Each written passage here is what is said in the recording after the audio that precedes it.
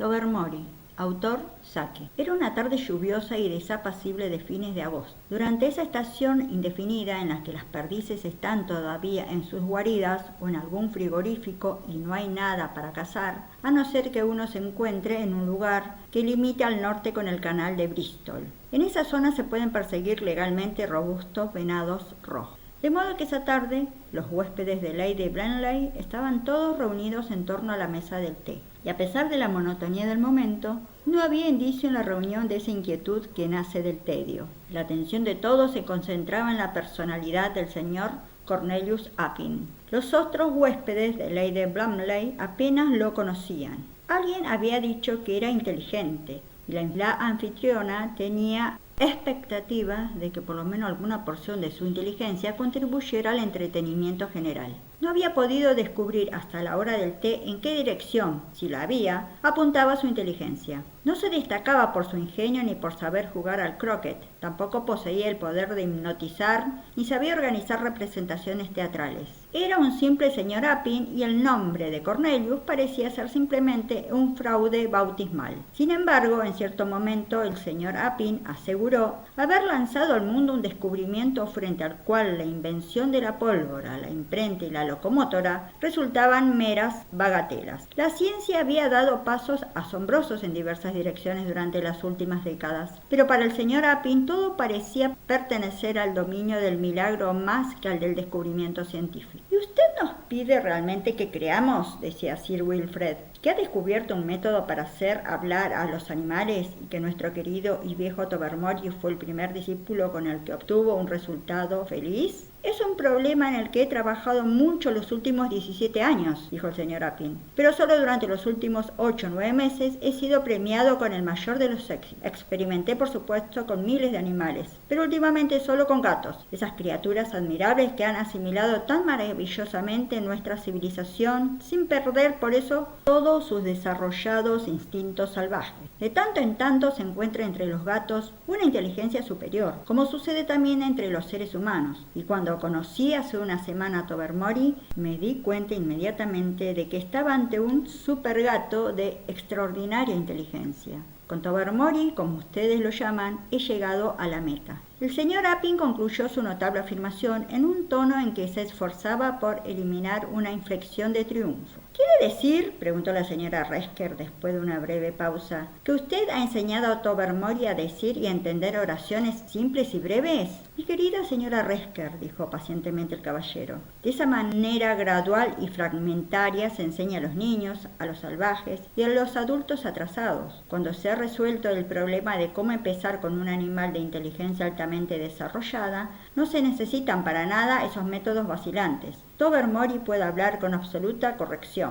¿No sería mejor traer al gato y juzgar por nuestra cuenta?, sugirió Lady Blemley. Sir Wilfrid fue en busca del animal y todos se entregaron a la espera de asistir a un acto de ventriloquismo más o menos hábil. Sir Wilfrid volvió al instante, pálido, su rostro bronceado y los ojos dilatados por el asombro. ¡Caramba! Es verdad. Su agitación era inequívocamente genuina y sus oyentes se sobresaltaron en un estremecimiento de renovado interés. Dejándose caer en un sillón, prosiguió con su voz entrecortada. Lo encontré dormitando en el salón de fumar y lo llamé para que viniera a tomar el té. Parpadeó como suele hacer y le dije, «Vamos, Toby, no nos hagas esperar». Entonces, Dios mío, articuló con lentitud del modo más espontáneamente natural, que vendría cuando le diera la real gana, casi me caigo de espaldas. Appin se había dirigido a un auditorio completamente incrédulo. Las palabras de Sir Wilfrid lograron un convencimiento instantáneo. Se elevó un coro de exclamación de asombro dignos de la Torre de Babel,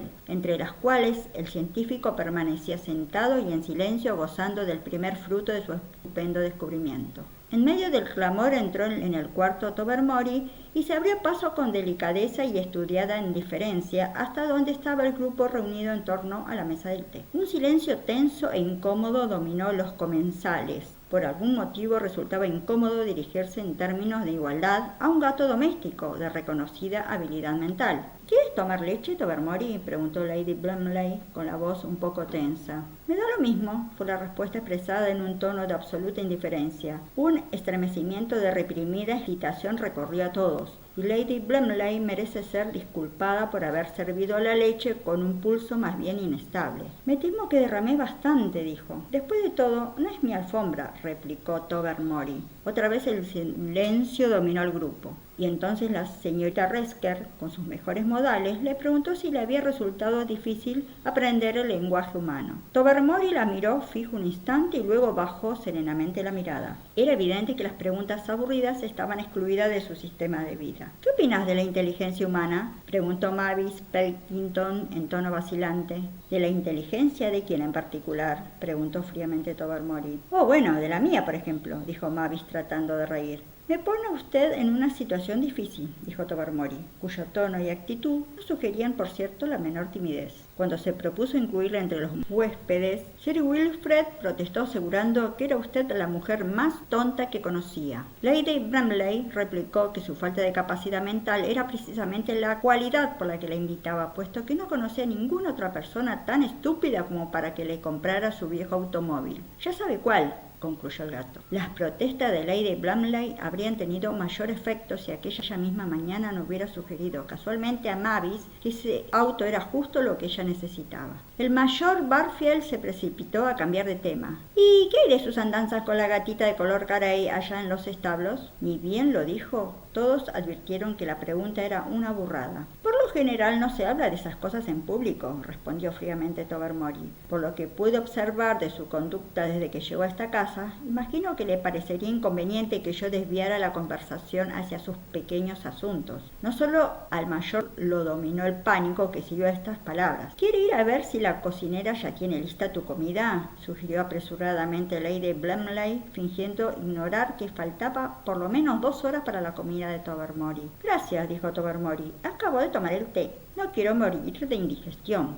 Los gatos tienen 7 vidas, ¿sabes?, dijo Sir Wilfrid con ánimo cordial. Posiblemente, replicó Tobermory, pero un solo hígado. Adelaida, exclamó la señora Cornet. ¿Vas a permitir que este gato salga a hablar de nosotros con los sirvientes? El pánico en verdad se había vuelto general. Se recordó con espanto que en una balaustrada ornamental recorría la mayor parte de las ventanas de los dormitorios y que era el paseo favorito de Tobermory a todas horas. Desde allí podía vigilar a las palomas y sabe Dios qué más. La señora Cornet, que pasaba mucho tiempo frente a su espejo y cuyo cutis tenía fama de ser totalmente natural, se mostraba muy incómoda. Bertie Van Hahn, tan depravado a los 17 años que hacía ya mucho tiempo que había abandonado su intento de ser todavía peor, se puso de un color blanco apagado como de gardenia, pero no cometió el error de precipitarse fuera de la habitación como Odo Finsbury, un joven que parecía seguir la carrera eclesiástica y a quien posiblemente perturbaba la idea de enterarse de los escándalos de otras personas. Sir Wilfrid tuvo la presencia de ánimo de guardar una apariencia de serenidad. Interiormente se preguntaba cuánto tiempo tardaría en procurarse una caja de ratones selectos para utilizarlos como soborno. Aún en una situación delicada como aquella, Agnes Resker no podía resignarse a quedar relegada por mucho tiempo. ¿Por qué habré venido aquí?, preguntó en un tono dramático. Tobermory respondió inmediatamente. A juzgar por lo que dijo ayer la señora Cornet mientras jugaban al croquet, fue por la comida. Describió a los Bramleys como las personas más aburridas que conocía, pero admitió que era lo bastante inteligente como para tener un cocinero de primer orden. De otro modo, les resultaría difícil encontrar a quien quisiera volver por segunda vez a su casa. Y una palabra, lo que decís es verdad. Pregunten a la señora Cornet, exclamó Agnes confusa. La señora Cornet repitió después su observación a Barnet Van Dam, prosiguió Tobermory, y dijo: esa mujer está entre los desocupados que integran la mancha del hambre. Iría a cualquier parte con tal de obtener 4 comidas por día. Y Betty Van Dam dijo. En ese instante, misericordiosamente, la crónica se interrumpió. Tobermory había divisado a Tom, el gran gato amarillo de los vecinos, que avanzaba a través de los arbustos en dirección del establo. Tobermory salió disparado por la ventana abierta. respuesta. Con la desaparición de su por demás alumno brillante, Cornelius Appin se encontró envuelto en un huracán de amargos reproches, preguntas ansiosas y temerosos ruegos. Él era el responsable de la situación y era él quien debía impedir que las cosas empeoraran aún más. ¿Podía Tobermory enseñar su peligroso don a otros gatos? Era la primera pregunta que tuvo que contestar. Era posible que hubiera iniciado a su amiga íntima, la gatita de los establos,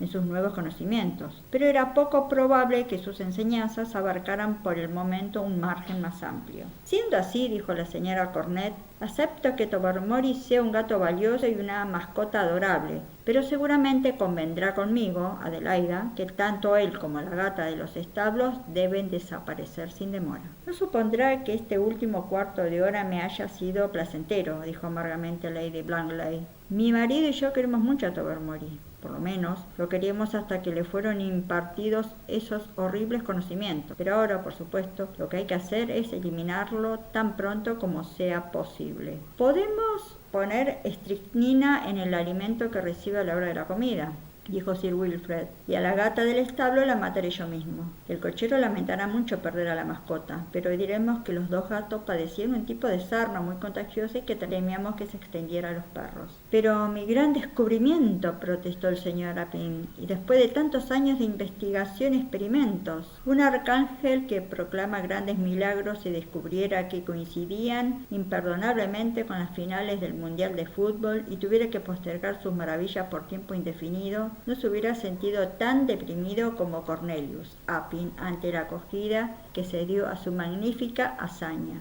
Tenía en contra, sin embargo, la opinión pública, que si hubiera sido consultada al respecto es probable que una cuantiosa minoría hubiera votado por incluirlo en la dieta de la strychnina. Horarios defectuosos de trenes y un nervioso deseo de ver las cosas consumadas impidieron una huida inmediata de los huéspedes. Pero la comida de aquella noche no fue, por cierto, un éxito social. Sir Wilfred pasó momentos difíciles con la gata del establo y después con el cochero. Agnes Resker se limitó ostentosamente a comer un trozo de tostada reseca, que mordía como si se tratara de un enemigo personal, mientras que Mavis Pellington guardó en un silencio negativo durante toda la comida. Lady Blangley hablaba incesantemente haciendo la ilusión de que estaba conversando, pero su atención se concentraba en el umbral. Un plato lleno de trozos de pescado cuidadosamente dosificados estaba listo en el aparador, pero pasaron los dulces y los postres sin que Tobermory apareciera en el comedor o en la cocina. La sepulcral comida resultó alegre comparada con la siguiente vigilia en el salón de fumar. El hecho de comer y beber había procurado al menos una distracción al malestar general. El bridge quedó eliminado, debido a la tensión nerviosa y a la irritación de los ánimos, y después de que Odo Fitzberry ofreció una lúgubre canción en el bosque ante un auditorio glacial, la música fue por tácito acuerdo evitada. A las 11 los sirvientes se fueron a dormir, después de anunciar que la ventanita de la despensa había quedado abierta como de costumbre para el uso privado de Tobermory. Los huéspedes se dedicaron a leer las revistas más recientes, hasta que paulatinamente tuvieron que echar mano a la biblioteca de los volúmenes encuadernados. Lady Blamley hacía visitas periódicas a la despensa y volvía cada vez con una expresión de abatimiento que hacía superfluas las preguntas acumuladas. A las 2 Sir Wilfred quebró el silencio imperante. No aparecerá esta noche. Probablemente está en las oficinas del diario local dictando la primera parte de sus memorias. Será el acontecimiento del día. Habiendo contribuido de esta manera a la animación general, Sir Wilfred se fue a acostar. Tras prolongados intervalos, los diversos integrantes de la reunión siguieron su ejemplo. Los sirvientes, al llevar el té de la mañana, formularon una declaración unánime en respuesta a una pregunta unánime. Tobermory no había regresado. El desayuno resultó, si cabe, una función más desagradable que la comida, pero antes que llegara a su término la situación se despejó. De entre los arbustos, donde un jardinero acababa de encontrarlo, trajeron el cadáver de Tobermory. Por las mordeduras que tenía en el cuello y la piel amarilla que le había quedado entre las uñas, era evidente que había resultado vencido en un combate desigual con el gato grande de los vecinos. Hacia mediodía la mayoría de los huéspedes habían abandonado la gran casona y después del almuerzo Lady Blemley se había recuperado lo suficiente como para escribir una carta sumamente antipática a los vecinos acerca de la pérdida de su preciada mascota. Tobermory había sido el único alumno aventajado de Appin y estaba destinado a no tener sucesor. Algunas semanas más tarde, en el jardín zoológico de Dresde, un elefante que no había mostrado hasta entonces signos de irritabilidad se escapó de la jaula y mató a un inglés que aparentemente había estado molestándolo. En las crónicas de los periódicos, el apellido de la víctima aparecía indistintamente como Opin y Evelyn. Por su nombre de pila fue invariablemente Cornelius. Si le estaba enseñando los verbos irregulares al pobre animal, dijo Sir Wilfrid, se lo tenía merecido.